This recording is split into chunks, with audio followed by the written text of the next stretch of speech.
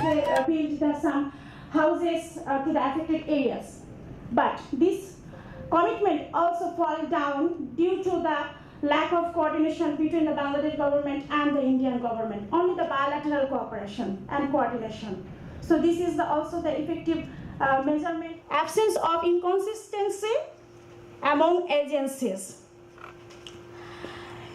You know, we need the information at very right time and at very right places. And we know the right to get the right information, actual information. Sometimes government also hide some the death toll of the emergency period, you know. But why? Why government do that? It's maybe behind various reasons. We do not want to go to explain much more behind this reason. But from getting this type of wrong information, we are confusing.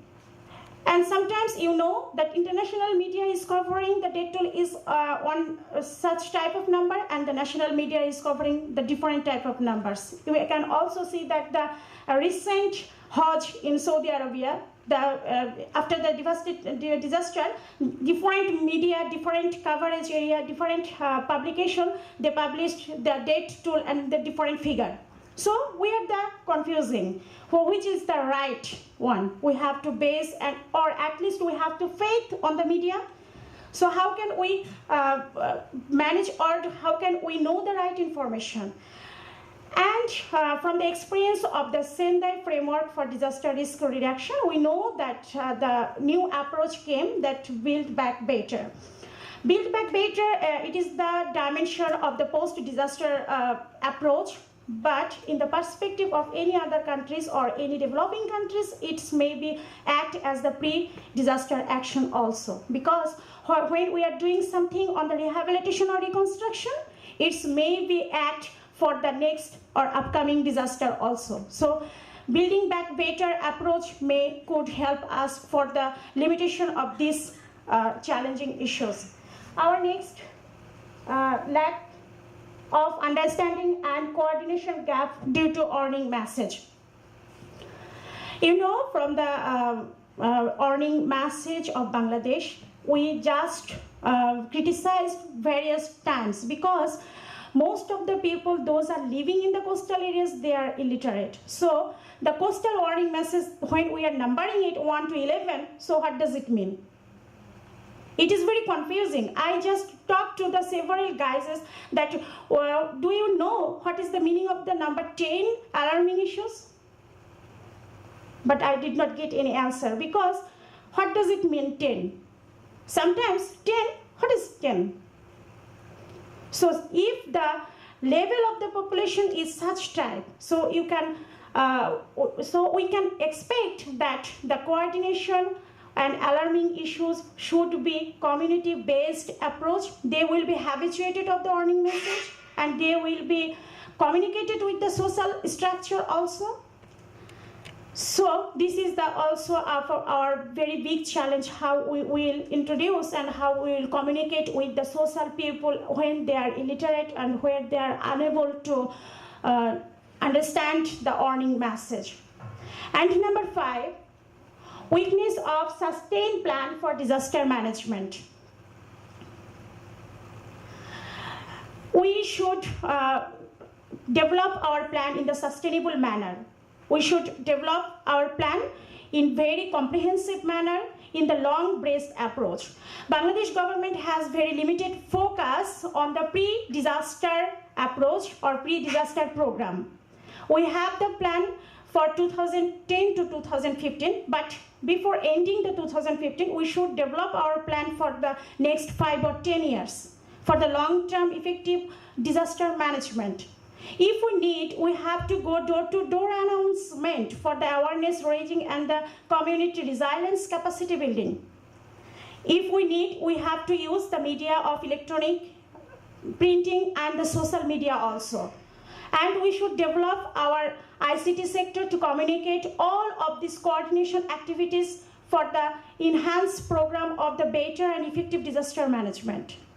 So finally, I want to say that I have a strong faith on technology, and I have a strong faith of the social communication, community-based resilience program activities management. And I am sure that if we all are together, we can get very effective disaster management approach in the sustainable development and sustainability process also. And finally, I want to say that all of the agencies and all of the stakeholders, they are coordinating, they are functioning, they are doing hard for the disaster management, but side by side. We just want to say that we have to coordinate all of these activities, and we have to get the better activities of disaster management and the sustainable development overall as the developing countries, like perspective of the Bangladesh and any other developing countries in the South Asia. So thank you all for your passionate hearing. Thank you, everyone. Okay, so we can have Mr. Ankur Agarwal. He is going to speak on managing natural disaster in Himalayas. The DRDO experience. Okay, very interesting.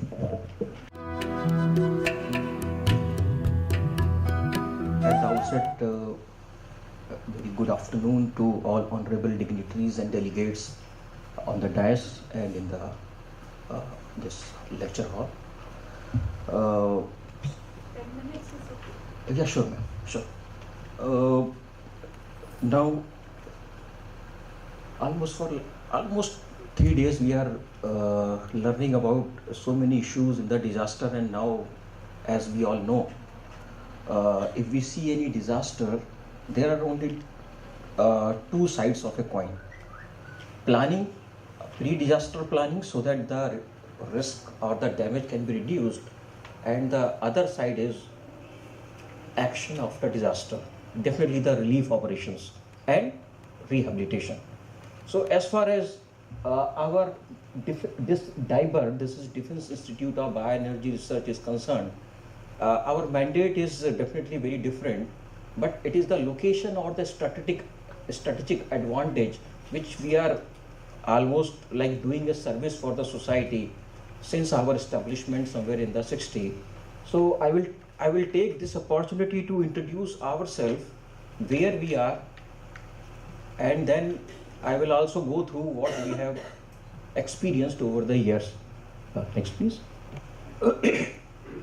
If we see the genesis of this institute, way back in the 1960s when India was facing China war. So that time, there was a post-analysis what happened to us when there was a China war and there was a debacle. So Pandit Nehru got to see ki, along with the ammunition and other issues or the acclimatization, even the forces, basically the Jawans, were saying there was no food at all, or morale was so down, there was no fresh food. So that was the beginning of this lab in the high reaches of the Himalayas, that there should be some research on the agriculture development. And now, as we know, there has been so many deliberations in this disaster management congress on the society participation. Everybody's participation is very much important to reduce the disaster after effects and also to manage it in a very corrective manner. As well as there is also a very serious issues. I think a lot of people must be knowing migration is a serious problem in the hilly areas. I think we have heard so many speakers deliberated even on the statistics. If we see our presence, next slide please. So we started somewhere in the 1960, and for last 50 years we are doing service for the services also and for the society also. These are the few stations. I think next slide will be more elaborated. Next slide please. So basically, if we see, our vision is more into the eco-friendly applications of the technologies, and our vision this is something like vegetable farming, which farmers are now started doing in that area. Next please. Even in industrial village also, it is a very far village in the Pithoragarh region. There also we are extending our help. Next please. Even in the Munshari, I think a lot of people might have heard about the Munshari. So our lab has also taken into this. We have developed a village Muishari, that is Angora wool. It's a very highly sought material for sweaters and all those things. So there also we are taking up the Pashmina shawl. Next please. This is something like what we have done. Next please. Lot of greenhouse technology we are demonstrating there, so that farmers can also, as a spin-off from our technology, can use this thing. Next please. Our lab is into the hybrid development, so that some of the special varieties which we can bred for all those hilly areas, because the hybrids which are being bred for the plain areas doesn't work there. So our lab is also into this. This seed is available to the farmers in those higher reaches. Next please. Even the support to the services, our as a defense establishment, our aim is also to train the lot of army personnel, so that they can have a resettlement employment. So that service also we are extending to the society. Next please. Even the eco improvement we are doing. You will be happy to note that this is particularly Ahmednagar farm. 150 hectare area was given us for a biodiesel plantation. So biodiesel what we are doing, but in turn what we are doing, we are also doing a eco improvement there. Now that barren land is a lush green orchard, almost 150 hectare, which is giving a lot of carbon credit to the country, and also the eco improvement. Now we can see all the sambar, chital and everything there in the even the Ahmednagar area. Next please. Some of the herbal products our lab is doing. Next please. Even the hydroponics technology. I think this must be the last slide. Next please. Thank you. Thank you very much. And we've had two very wonderful presentations, and I will open it up to the Might floor. be worthwhile to give some comments on these two papers, two beautiful papers. Okay, to start with, on the challenges of coordination by Marzina. I understand that Marzina, well, we have SOD, Standing Order on Disaster, which was adopted, I think, in 2010. Yes, as I understand, by the Disaster Management Bureau of the Government of Bangladesh. Standing Order on Disaster, and this SOD has been well acclaimed all over the world as a very viable, very feasible, viable document related to disaster management, and it has been treated as a role model, in the neighboring countries as well. So perhaps you might have a chance to look at the SOD, and especially related to coordination. It has been spelled out what should be the coordination between the village level committees and the district level committees and sub-district level committees, and who should do what in a case of disaster. That's why you were also aware that, well, our casualties has been lessened. In 1991 cyclone, 500,000 people died in 1991 cyclone. But during the Cedar in 2007 and Ayla in 2009, and Masan in 2013, our casualties are much more lesser, well, around less than 100 or so. So that shows that SOD is really working very, very well, and there is a good coordination among the agencies. So perhaps you may like to have a look at SOD as well. I know that you have done that, but some more exercise will be looked into, even undertake. On the next on the next presentation, I have just one or two comments. May I? Okay. This is another beautiful paper in the Himalayas, which is a very inaccessible area, as you rightly mentioned. The last village of India, so bordering China. So, and landslides and other things is quite. I just wondering, perhaps your organization is also undertaking some preparedness program. Because as you rightly mentioned that also in Bangladesh, young people are less interested in agriculture. So they are leaving all the agriculture, difficult jobs, manual jobs for their fathers and uncles. And they are going to the urban areas, doing all the manual jobs, or living the slums for that matter, doing all small things, but they don't want to go back to those, hard work. The same thing in Bangladesh as well. So based on that, you have undertaken good number of projects, I understand. I just wanted to know perhaps some preventive measures, or have you looked into maybe under your organizations? I would like to emphasize on some of those things like hydroponics. In Bangladesh, in some of the areas, we are having hydroponics, floating gardens, while waterlogged. I just wondering, in the hilly terrain, do you have some waterlogged areas, and how can develop hydroponics for that matter?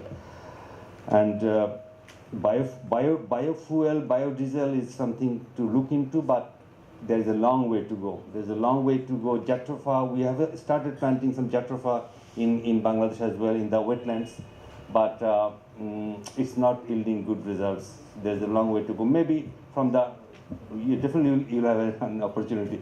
Maybe from a piloting point of view, it looks brilliant, it looks quite interesting, but from commercial point of view, from the feasible point of view, I really wonder. So these are the few points I had. Thank you so much. The relief material from international relief material after Cyclone Sidor reached late. So there must have been major roadblocks, which we need to know what happened, why it reached late. We are now informed before the actually the cyclone type of disaster, those type of disaster that has early warning. So if we know, or if we informed before the disaster, attacking disaster to the affected area, so we must be aware how we will reach the relief materials to this perspective area. So what can we do? We have to find out any way. We have to find out any decentralized process. We have to find out any other method.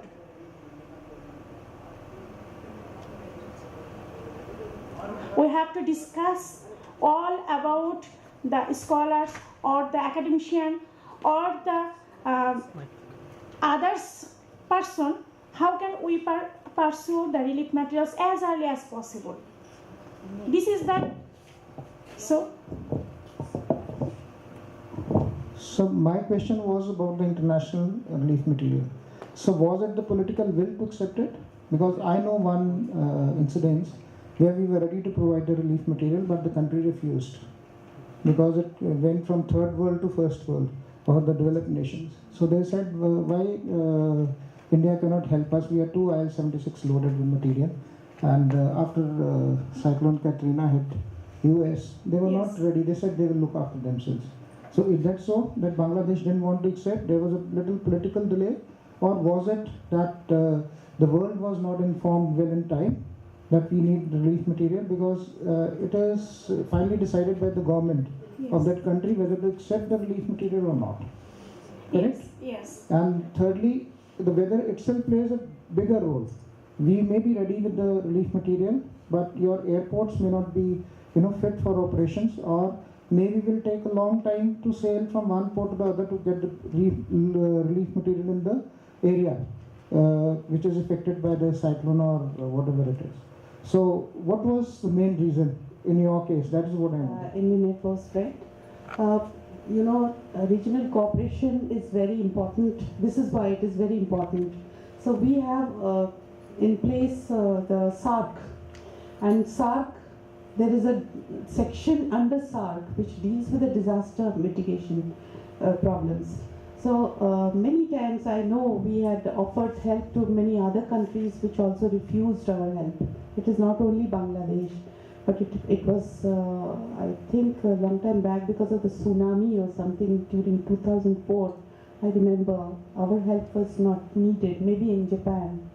But mostly it is always the political motivations which were politically inclined and politically targeted.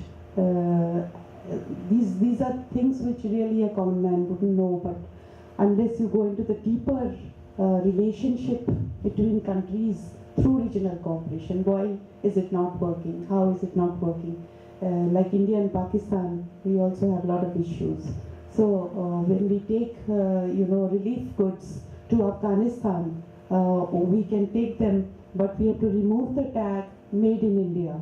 That is a condition. And I work on Afghanistan. I've been there at least 4 times. And I know how difficult it is for the Indians to work in Afghanistan. They can bring their pomegranates and stuff, Kandahari, Anar and others, to sell here. But that is allowed. But India can't take any goods to sell to Afghan. So this is the problem. And we both belong to SAARC countries. I think this is something very, unfortunately, I did not find any single paper which was really, talking about regional cooperation as such. I appreciate your question. Thank you. Thank you, ma'am. Actually, I would like to address only one question which sir has raised regarding the biofuel. I think, sir, like India or as an Indian government department, we are being guided by the National Biofuel Policy 2009. And in defense, I would only like to say only one word. Like we are working on a long-term plan, biodiesel as an emergency fuel. That would only I will say. Society can reject it, even the industry can reject it, because we know बाजार में वही चलता है जो बिकता है. So we know कि the bigger industries has taken it back. इसमें मुनाफा कम है. पर Government of India is working on a very long-term plan like emergency fuel. We know there are so many critical technologies which developed world used to deny to India. So 70% petroleum we are importing and 70% vegetable oil we are importing, sir. So we cannot divert anything. Government says it should be non-edible oil for biofuel, and that technology we are trying to standardize. It may take some 20 years, no problem, but emergency fuel will be ready with the at least forces one day when they say no diesel or petrol or crude to the India, no problem, we are having our stock ready. Thank you. The first paper was talking mainly about how coordination and how it has falters. Talks about the coastal areas, the 19 districts out of the 64 districts of Bangladesh. And the message is that whatever we are conveying to the local people, it is for them. And how we put it in a capsule or put it in that many words so that they understand. It is really true, as Dr. Haq was mentioning, the people refuse to move. So how you can really put it across so that they move. In Odisha, I belong to the state. I know that even in the 2009, I think there was another cyclone which came, and not a single person lost their life because it was by force. Whether you like it or not, you are picked up and you are dumped into some other place of rehabilitation. So it was done by the government. But in 1999, we lost more than, I think, 15,000 people in the coastal areas and other areas where the super cyclone had hit us, and you were just mentioning about the super cyclone. And so this is very difficult, and you have to constantly, it is not that one day we talk about this, but I think she put it very nicely about how community-based management policies should be made, and it should be in collaboration with the community. They must be themselves, prepare it, implement it, and apply it on them and see that it is protects the community. The second paper also was very, who doesn't know DRDO experiences, they are very, very well known and under the Ministry of Defense. And rightly, he pointed out, the speaker said about the huge contribution that it makes in coordinating the relief operations. Those are, any amount of contribution towards this kind of coordination work is very, very welcome. And these are located in 5 places in Uttarakhand, as he rightly pointed out, and he said, covers the areas, border areas of China and Nepal, which is very, and Munchiari is one place I know I have had the opportunity to visit to work on the, the Pashmina wool that comes from there, and which is one NGO over there in Almora. They make Pashmina shawls out of the wool that they collect from Munchiari. So these are the border areas which is constantly hit, and that's the worst hit. Any border areas, Indo-Bangladesh, Indo-Nepal, Indo-China, these are the areas which are really constantly hit and worst sufferers. So there needs to be some cross-border, networking also. It is not that you just restrict it to Indian border and it will not go across. So it has to be some cross-border networking has to be there. I do not know how far DRDO is linked with the cross-border disaster networks that are there. Harsil is another place that he pointed out where I think it is bisected and trisected by several rivers. It's a beautiful place. But during the Uttarakhand, disaster recently, I think Harsil was completely drowned, if I'm not mistaken. And the two major disasters that they have dealt so far are earthquake and landslides. And the huge, list of products that he displayed to us was very interesting. So I think with these two papers, we have more thoughts and more food to chew, and we need to think about it, how we can go across the border. This session was on regional cooperation, which I told you in the beginning is really important, how we link ourselves through SAARC, through SCO, through ASEAN and other regional cooperation programs. So with these, I think we had a very fruitful session. Thank you all very much.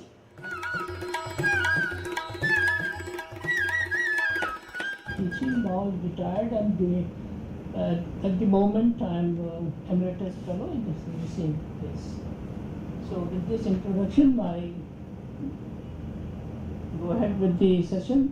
Number one, managing risk of earthquake and landslide. You see, managing risk means that the risk is reduced. You have to manage, not upward, manage downward. So risk has to be, there should be risk reduction. So that is the endeavor of this session, the managing risk reduction in earthquake and landslides.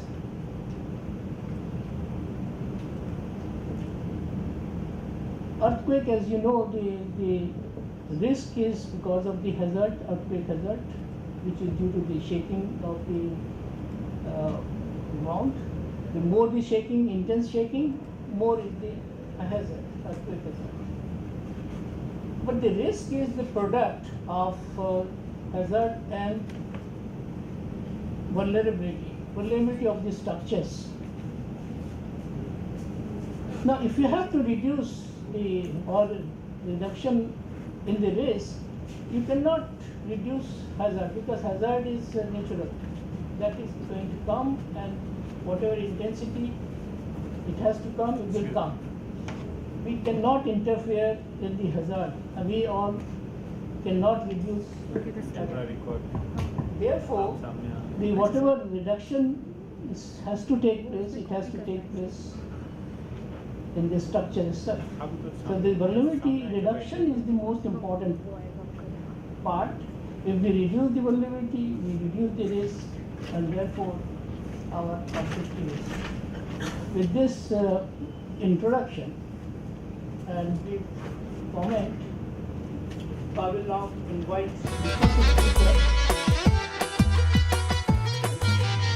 we are attending this conference according to an invitation from the Congress, and we are very happy to share our experience and benefit and learn from other experiences. My presentation for today will be seismic risk assessment for a capacity in Jordan. It's a case study. Your name is Dr. Adnan? My name is Naia. I'm the second author. Second author, yes. Yes. This project was conducted in 2009 to 2010, funded by the United Nations Development Programme UNDP in Jordan.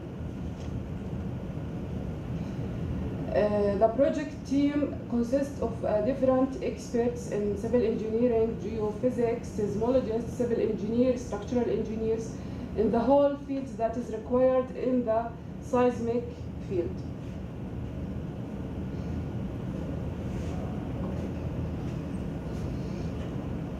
And if we take a look at Jordan, Jordan is located between the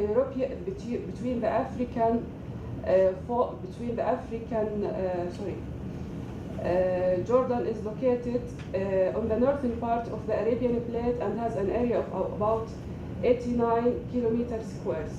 So the western side of the country is mountainous region.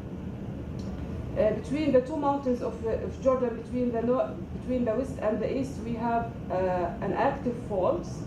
It's the Dead Sea Transform Fault, DST. Also, it is named as the Dead Sea Rift, DSR.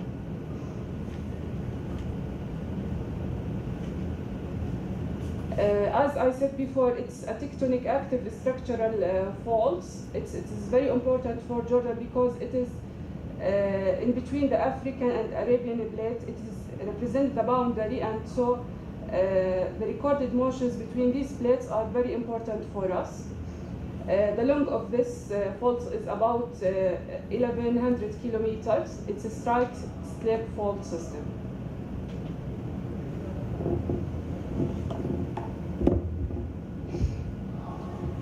So why we did this study and why we are studying Aqaba city, in 1995 we have a 7.3 magnitude earthquake. It causes a lot of losses for Jordan and the areas around us. About 8 people were killed and 30 were injured, in addition to other buildings and transportation system losses. And since Aqaba is the only seaport for Jordan, it is very important for us to predict what are the seismic risks in this area. So this study came to assess the earthquake hazard for Asiza and to stand on the expected risk and losses due to proposed earthquake scenarios. In this study, we used different techniques from earthquake catalogs, mapping, source zones, earthquake source parameters, definitions, attenuation relationships, in addition to the shear wave-based surface soil classification and investigation of urban exposure to existing seismic hazards. This is a schematic overview of the whole works done during this study. At the beginning, we are collecting data for the earthquake catalogs, geological structure data, boreholes, digital elevation models, in addition to satellite images, and also data that is recording populations and buildings in the Aqaba city. After that, we go to the probabilistic earthquake hazard assessment, and according to that, we make the mapping for PGA and SA. In addition to, we go to the earthquake scenarios. Together, earthquake scenarios with the results of boreholes and digital elevation models, we make the layer model of subsurface geology. And after that, we go to the determination of earthquake hazard assessment, and again mapping PGA, PGV, SA, and MMR. The last step was to evaluate the expected losses and at the element or the element of risk for populations, for buildings, and the lifelines losses or anything related to that. One of the most important steps in this study was to study the geological setting of Aqaba city. This map shows the main faults in the Aqaba city, in addition to the soil classification rocks. The whole layers available were studied in this area. In addition to that, the active faults were added to the maps to reflect the real situation in Aqaba city. So the reliability of earthquake hazard assessments depends largely on the eco-seismic displacement and separate data gathered from geological evidences of past earthquake along active faults. Also, we study the soil classification and shear wave analysis. This is a GIS map represent the final shear wave velocity and soil classification map of the study area. We have classes B, C, D, and E around the whole map of the city of the Aqaba. 15 sites were selected and were subjected to multi-analysis surface wave analysis. Regarding the attenuation relationships and earthquake model, actually there are a lot of attenuation relations to our area. But in this study, Dr. Al-Karyuti has developed an attenuation relationship using a recorded strong